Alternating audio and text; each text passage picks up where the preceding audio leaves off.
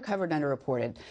That would be, to me, Joe Biden's obvious cognitive decline that became undeniable in the televised debate. At the presidential debate with Donald Trump. Unquestioned. And, you know, it's starting to emerge now that his advisors kind of managed his limitations. It's been reported in the Wall Street Journal for 4 years.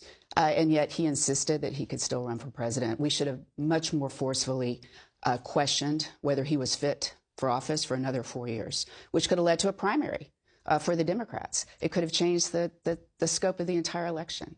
Yet, still, incredibly, we read in the Washington Post that his advisors are saying that he regrets that he dropped out of the race.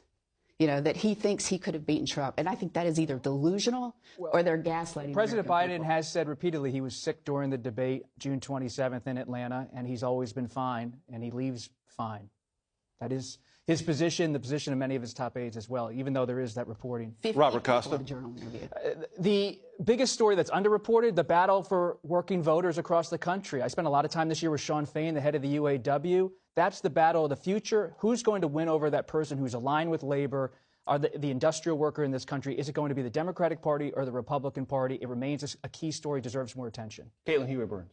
I mentioned how we covered women voters, but also I think there is an aspect to which we underestimated, or perhaps the public underestimated, how Trump's personality wasn't as much of a burden to him. And in some ways, it turned out to be a benefit with low propensity voters. And talking to the Trump campaign throughout the cycle and reporting on it, they were making this bet that if he leaned into his personality and made no qualms about it, made no apologies about it, that would kind of speak to this authenticity factor, this premium that low propensity voters, those not inclined to participate in elections, might be inclined towards. It was a big bet. It paid off.